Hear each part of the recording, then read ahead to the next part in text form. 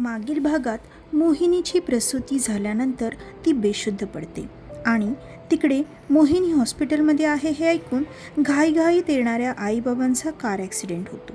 हे कळल्यानंतर शरद लगेच आईबाबांना पाहण्यासाठी निघतो. पण तिथे पोहोचल्यानंतर काही वेळातच आईबाबांचा मृत्यू होतो. आता पुढे आईबाबांचा मृतदेह हॉस्पिटलमध्येच ठेवावा लागत असल्यामुळे शरद प्रथमेशला सांगून मोहिनीकडे येतो. मोहिनीत अजूनही काहीही बदल झालेला नसतो. तो आपल्या बाळांना पाहण्यासाठी जातो. त्या छोट्याशा जीवांच्या नाकातून त्या नळ्या लावलेला पाहून त्याचा जीव फार रडवेला होतो. आपल्या बाळांना तो उचलून घेऊही शकत नाही आणि बाबा झाल्याचा आनंदही मनवू शकत नाही. ह्याचं शरदला फार दुःख होतं. त्या चिमुकल्यांना पाहून त्याला आईबाबांचं बोलणं आठवतं. किती काय काय प्लॅन केलेले होते त्या दोघांनी. मोहिनीची डिलिव्हरी कधी होते आणि ते आपल्या नातवंडांना कधी आपल्या हातावर खेळवतील असं त्यांना झालं होतं. नेहमी बाबा शरदशी ह्याच विषयावर बोलायचे. त्यांच्या डोळ्यातला तो आनंद पाहून कधीकधी शरदला भरून यायचं. आई तर मोहिनीपेक्षा होणाऱ्या नातवंडांना जास्त प्रेम करत होती. त्यांचा तो उत्साह, तब्येत खराब झाली असली तरी आपल्या होणाऱ्या नातवंडाबद्दल भरभरून बोलायचं हे त्यांचं रोजचंच असायचं. त्यांच्यासाठी आधीपासूनच त्यांनी तयारी करून ठेवलेली होती. सगळं बाबांचं ठरलेलं होतं. कितीतरी स्वप्न त्यांनी पाहिली होती. पण त्यांच्या जन्माअगोदरच ती चिमुकली आपल्या आजी आजोबांच्या प्रेमासाठी पोरकी झाली होती आणि त्यांची आजी आजोबा त्यांची स्वप्ने कायमची आपल्या सोबतच घेऊन गेलेली होती. आईबाबांबद्दल आठवून शरद अजूनच भावूक झाला. इन्फेक्शन होईल म्हणून त्याला जास्त वेळ आपल्या बाळांजवळ थांबता आलं नाही. तो बाहेर आला. बाहेर आल्यानंतर त्याने आपले डोळे पुसले आणि तो परत मोहिनीकडे जाऊ लागला.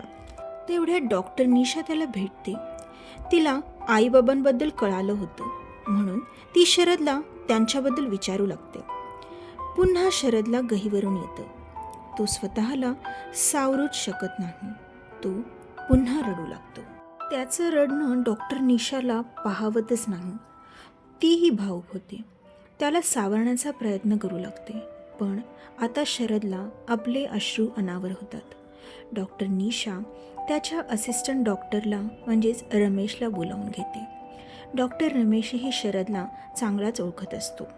शरदचं रडणं पाहून डॉक्टर रमेश त्याला खूप समजावतो. त्याला त्याच्या बाळांची, त्याच्या मोहिनीची आठवण करून देतो.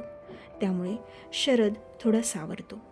शेजारच्या काकू आणि शीला मावशी घरातून जेवण बनवून आणतात. त्यांना माहिती होतं की शरद काही खाणार नाही, पण त्या बळजबरीने त्याला खाऊ घालतात.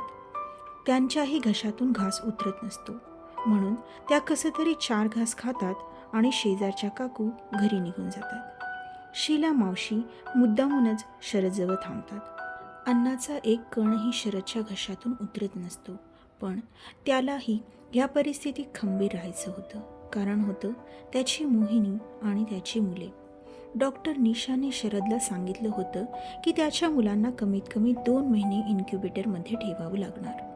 शरद स्वतःला पूर्णपणे एकटं फील करू लागला होता. त्याचा आधार त्याचे आईबाबा कायमचे निघून गेले होते. शरद बाबांच्या कंपनीचाही विचार करू लागतो. म्हणून शरद स्वतःशी एक पक्का निर्णय करतो आणि खूप उशिरा त्याला झोप लागते.